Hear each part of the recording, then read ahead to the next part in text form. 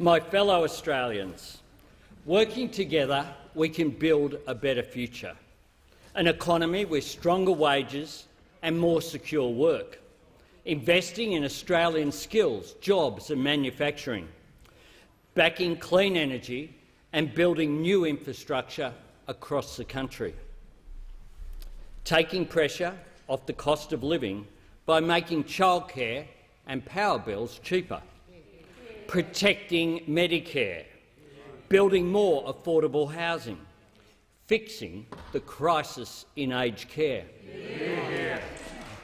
building an economy that works for people, not the other way around.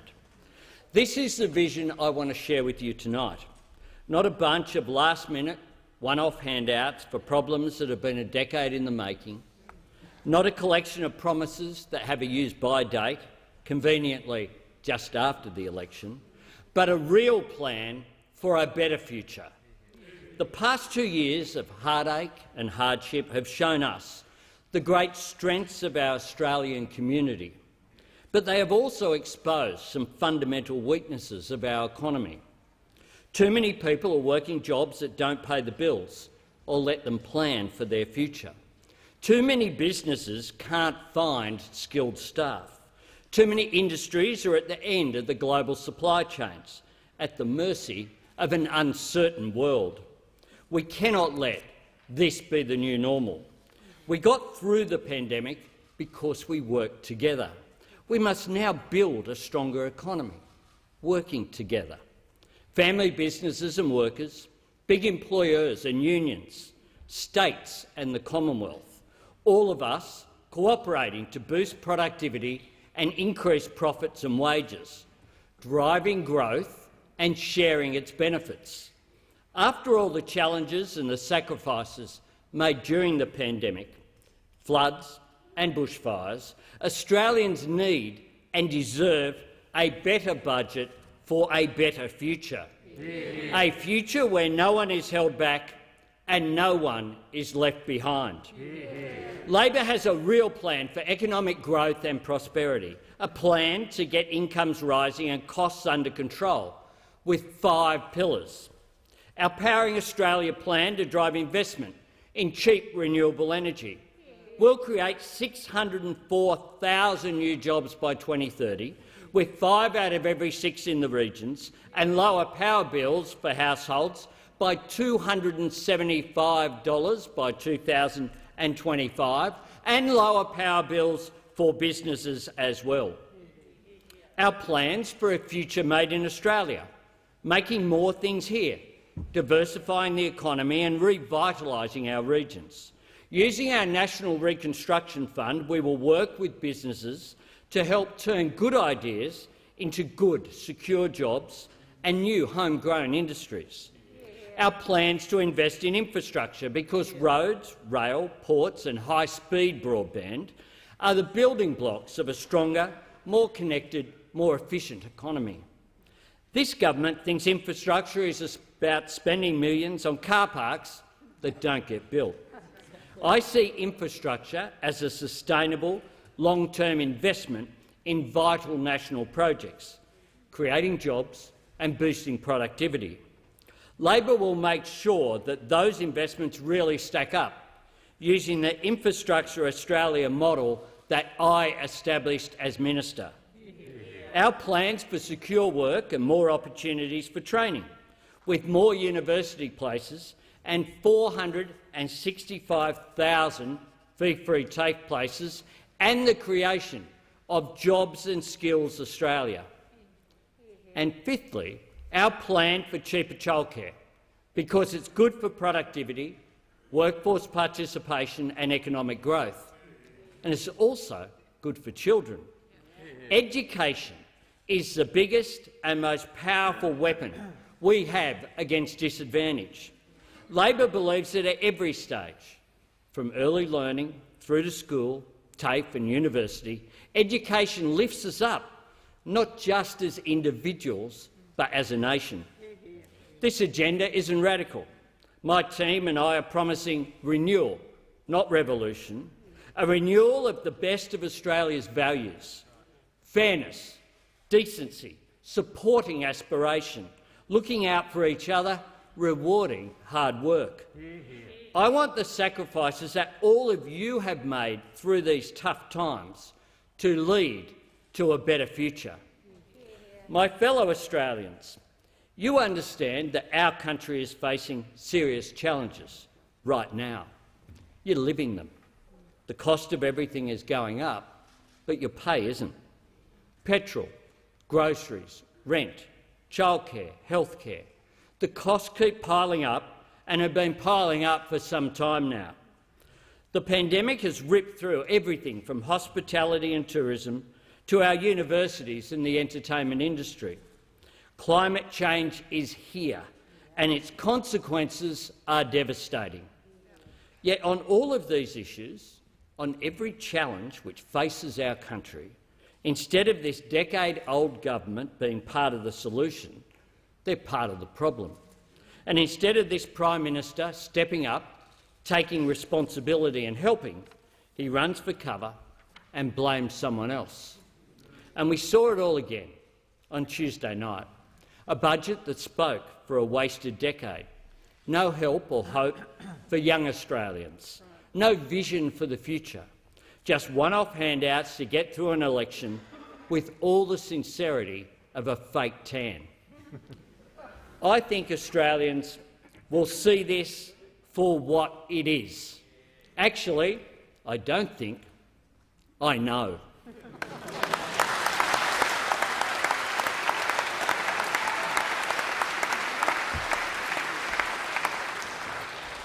The budget was, as it always is with this Prime Minister, long on politics, short on plans. All announcement, no delivery. Far too little, way too late.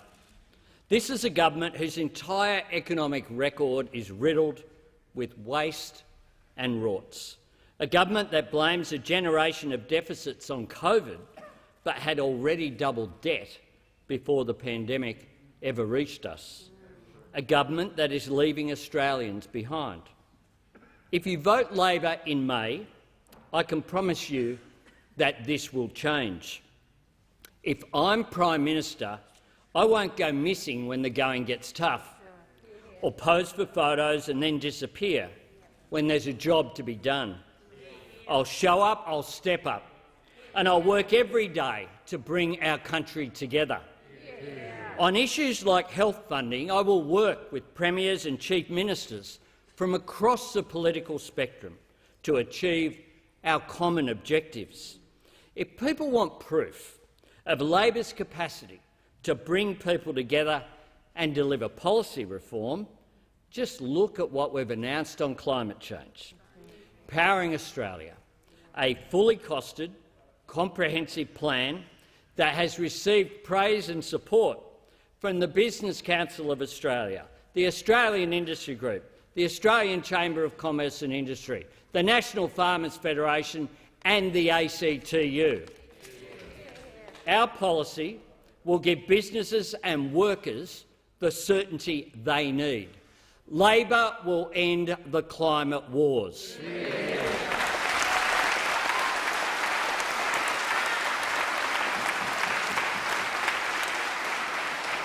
And it is this objective of bringing people together in the national interest that will characterise a Labor government that I lead, in stark contrast to this government that is always seeking to divide.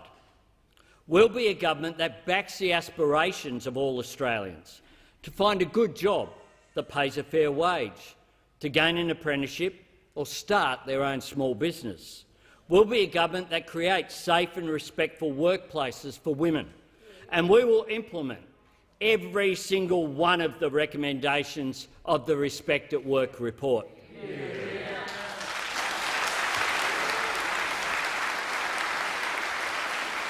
We will create a National Anti-Corruption Commission because public money should always be invested in the public interest. In this increasingly uncertain and unstable world, we will need to increase Australia's defence spending.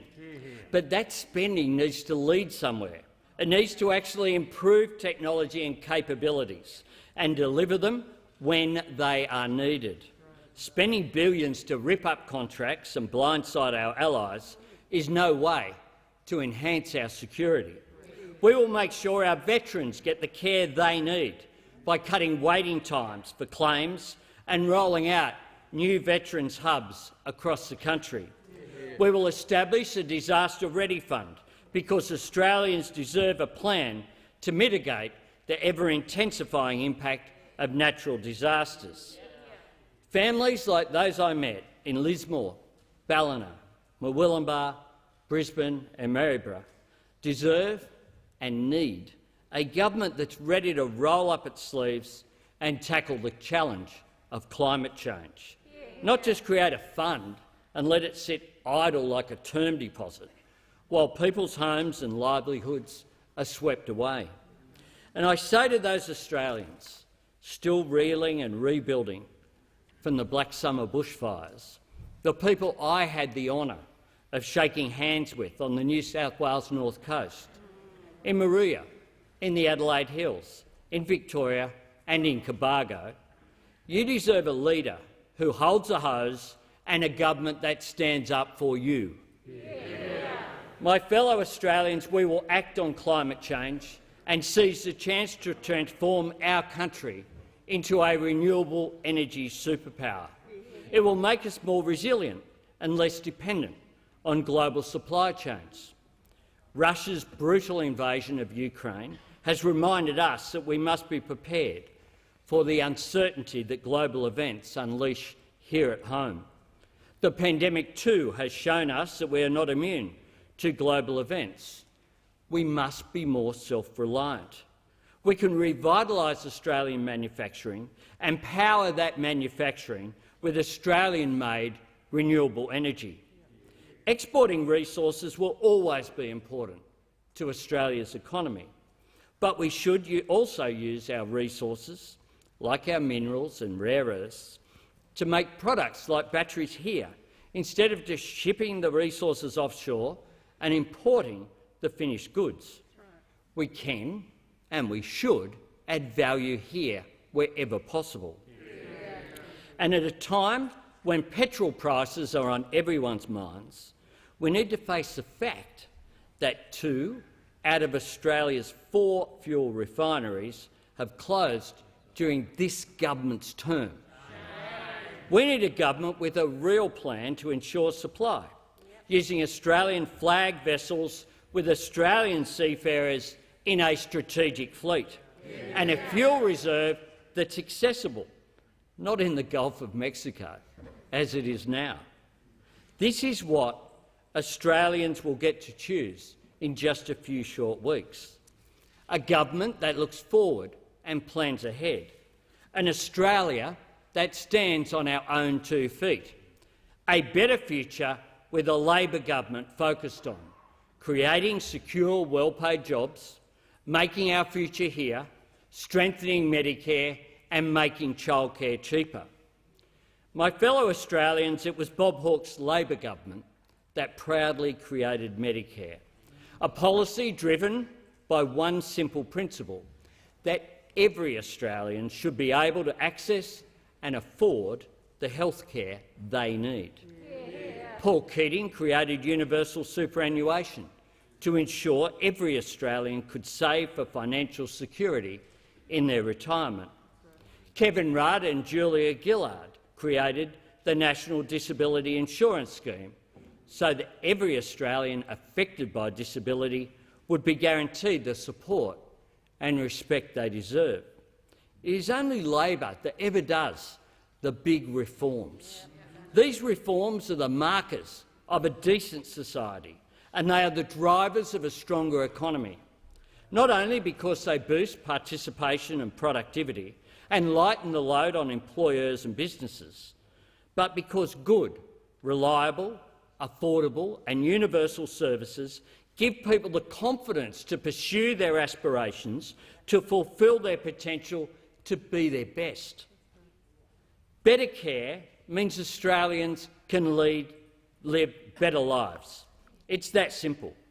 So if you vote Labor in May, You can be confident of this. Our government will always protect Medicare. Our government will keep universal superannuation strong. Our government will stop the Liberals' cuts and get the NDIS back on track. And we will bring the principle of universal, affordable and quality service to childcare and to aged care.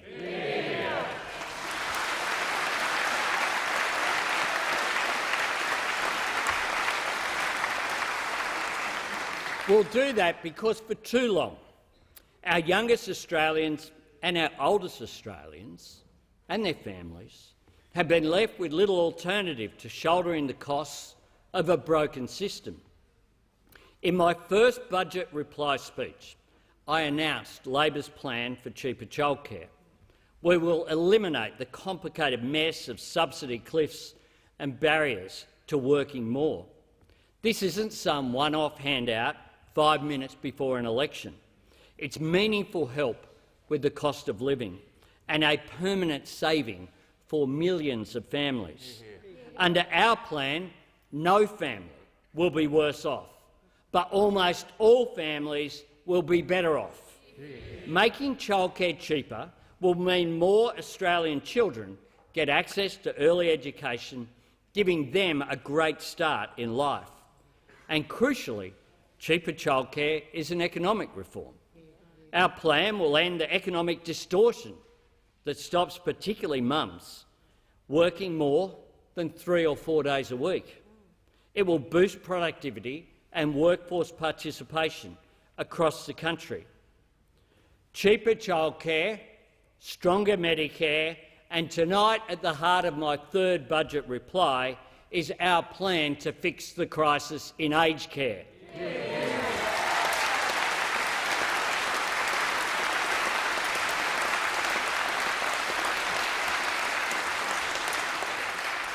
Tonight I'm announcing Labor's plan to put security, dignity, quality and humanity back into aged care. Put simply, to put the care back into aged care. The global pandemic and a Royal Commission have confirmed what so many Australians already knew, that our aged care system is in crisis. More of us are living long enough to need extra care in our later years, but currently that thought fills a generation of Australians and their families with dread. Older Australians fear that the final chapter of their life will be an aged care facility where they are not properly cared for, let alone afforded real dignity. Their children wrestle with the dilemma of sending them to a place that might not be good enough versus the risk of leaving them at home when it's becoming unsafe for them to be on their own. We've all been chilled by stories of unforgivable neglect, maggots in wounds, people going days without fresh air, a shower or a change of clothes, stories of residents lying on the floor, crying out in pain, and nobody is there to help them. It goes against everything we are as Australians. And while our loved ones suffer and their carers, mostly women, are underpaid and overworked, some of the operators running these places are doing very well. It's no coincidence that COVID swept through some aged care facilities with such deadly force, because for far too long the Liberals have turned a blind eye to operators who put profit ahead of the people in their care. The simple truth of it is this: the Liberals and Nationals have had a decade to do something about aged care. Even an interim Royal Commission report with the searing one-word title, neglect, wasn't enough to spur them into action. If they are left in power, nothing will change, and the bleak present they have created will be the bleak future awaiting so many more Australians.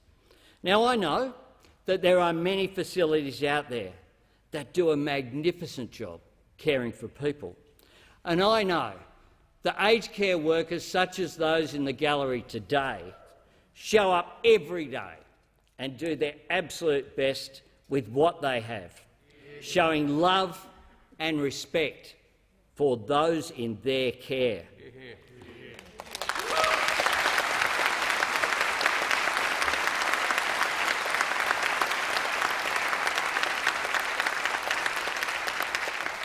But those workers are the first to tell you that the system is at breaking point. People are leaving the industry. If you want to change aged care in this country for the better, then we need to start by changing the government. Yeah.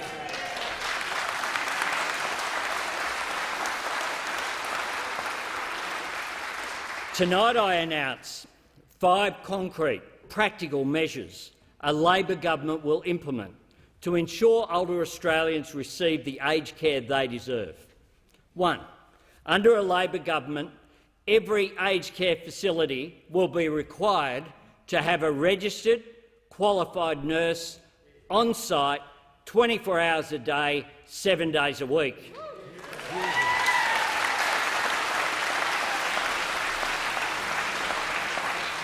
Mr. Speaker, we are going to put the nurses back into nursing homes. This will save thousands of stressful, expensive and ultimately unnecessary trips to hospital emergency departments for issues which a nurse, with all of their skills, could solve on the spot. Because every Australian living in aged care should get the medical attention they need the moment they need it, day or night. This is just common sense and it is common decency. 2, we are going to raise the standard of aged care across the board by ensuring there are more carers who have more time to care. We will mandate that every Australian living in aged care receives a minimum of 215 minutes of care per day, as recommended by the Royal Commission. Yeah. That means more care for every resident every day. So if you have a loved one in aged care, you can be certain they will get more time with a registered nurse and more time with enrolled nurses and personal care workers, not just for essential medical treatment, but basic, important things like helping people take a shower, get dressed, eat a meal, and also the time to talk, the chance to have a conversation that isn't about medication or hygiene or a sudden emergency, some company and human interaction, especially on those days when a family member can't visit. A reminder that our older Australians aren't just a number. They aren't a burden. They are people who built this country, who deserve respect, courtesy and the best possible attention. Yeah. 3, a Labor government I lead will back a real pay rise for aged care workers. Yeah.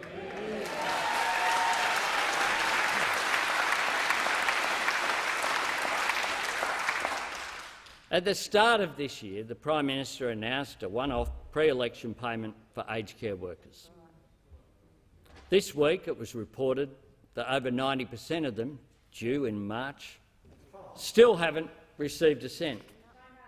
That is this government in a nutshell. A big announcement, no delivery. Too little, too late. Labor knows that these carers who work long hours doing such important and often backbreaking work are underpaid and undervalued, with some earning as little as $22 an hour. Unlike this Prime Minister, who won't take responsibility, a Labor government won't muck around. We'll support the workers' call for better pay at the Fair Work Commission, and a Labor government will fund the outcome of this case. Because if we want higher standards of care, we need to support higher wages for our carers. We know if we want to recruit and retain more carers to look after a population, that's growing older, we need to treat their vital and essential work with respect and reward it with better pay. Number 4 is about better food for residents. A really hard part of growing old and losing some of your independence is not being able to cook for yourself, let alone visitors or family. For most of us, meals are something we look forward to, a daily ritual that brings us together, gives us moments of joy. This makes it all the more outrageous when the food served up to some Australians in aged care is a scandal itself. The interim Royal Commission report found that over half of aged care residents, think about that, over half, were not getting enough nutrition. They are literally starving. We are going to change that. A Labor government will work with the sector to develop and implement mandatory nutrition standards for aged care homes to ensure that every resident gets good food. Tasty and nutritious meals which respect cultural, religious and dietary requirements. And the 5th part of our plan to fix the aged care crisis is about integrity and accountability. Labor will deliver new funding, more staff and better support to the aged care sector, and I'm determined to see that every single dollar of that investment goes to better care for people. We will work with multicultural communities to support culturally appropriate care because we know that many older people revert to the language of their birth in their later years. We will give the Aged Care Safety Commissioner new powers, and we will make residential care providers report in public and in detail what they are spending money on. The days of residents going without decent food and clean clothes will come to an end. Our plan: registered nurses on site 24/7, more carers with more time to care, a pay rise for aged care workers, better food for residents and dollars going to care. That's how a Labor government will solve the crisis in aged care.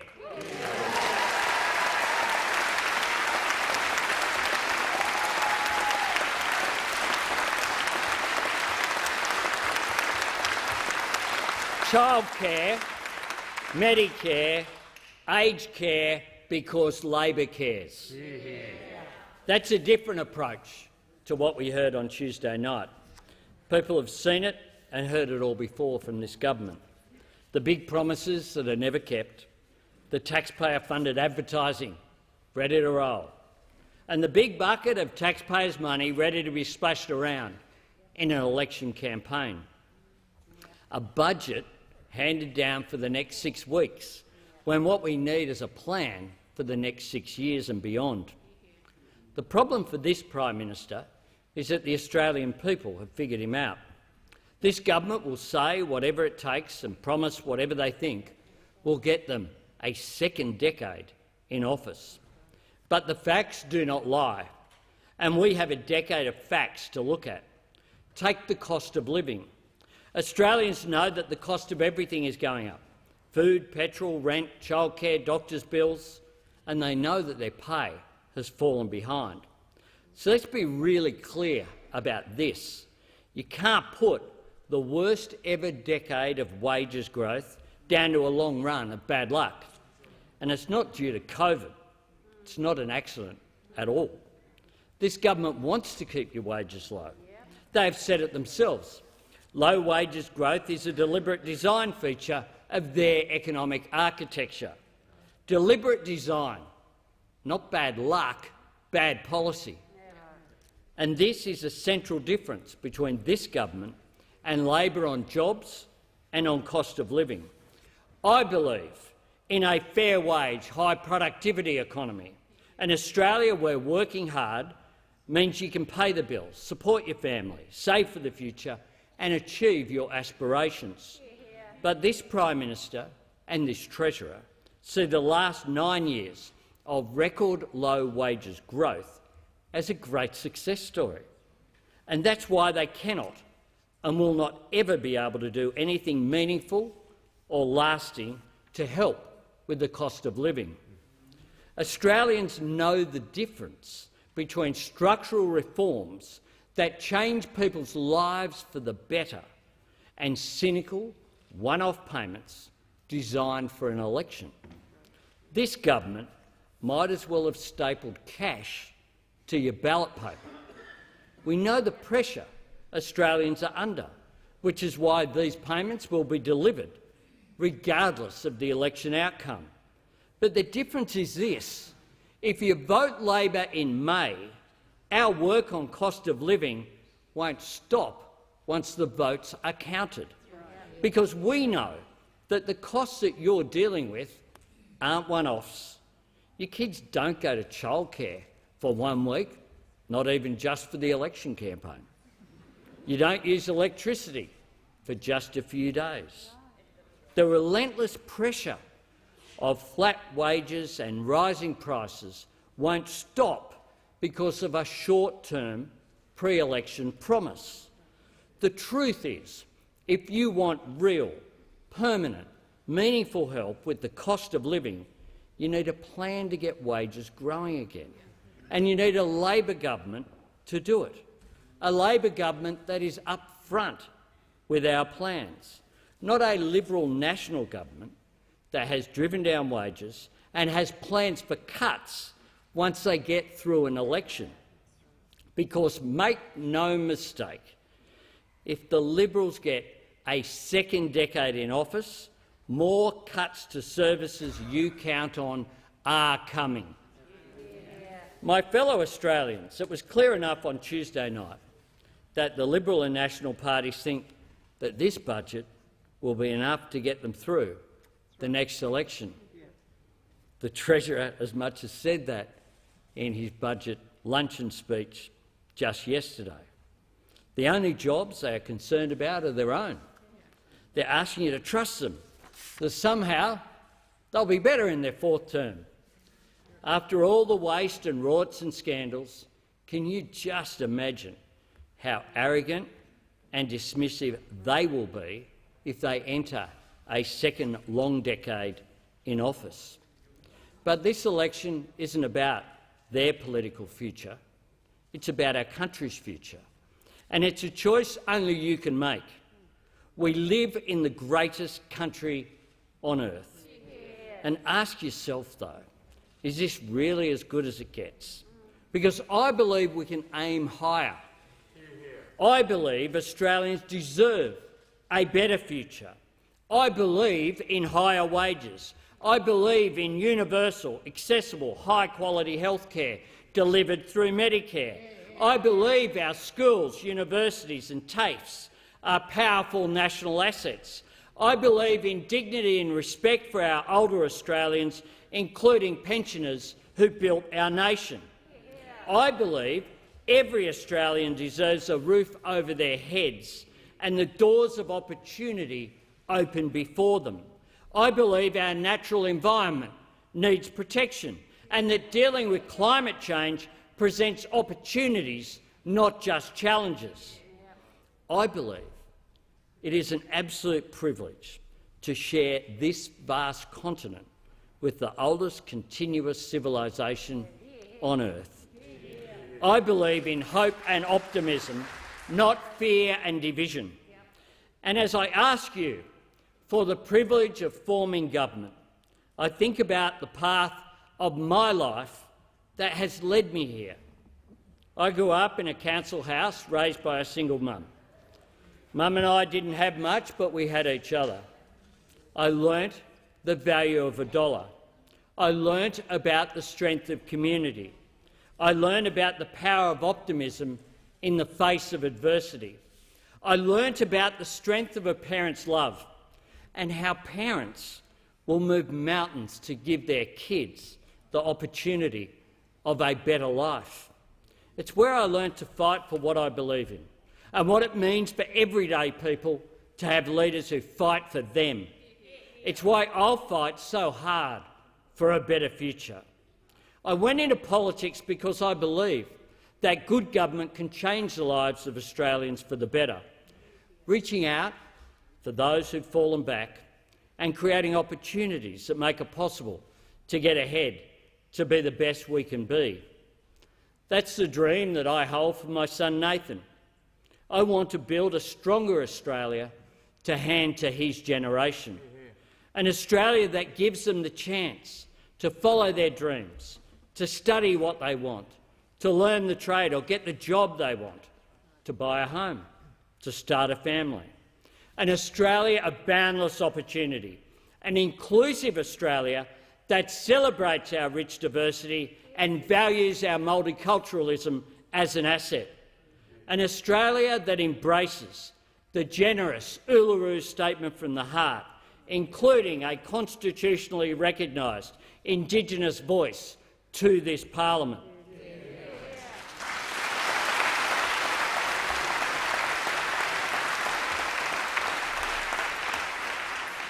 My fellow Australians, I have unlimited faith in our country's potential, and if I have the honour of serving as your Prime Minister, I can promise you this: I will work as hard as I can every day to see that potential realised. I will act with integrity, I will lead with responsibility, and I will treat you with respect.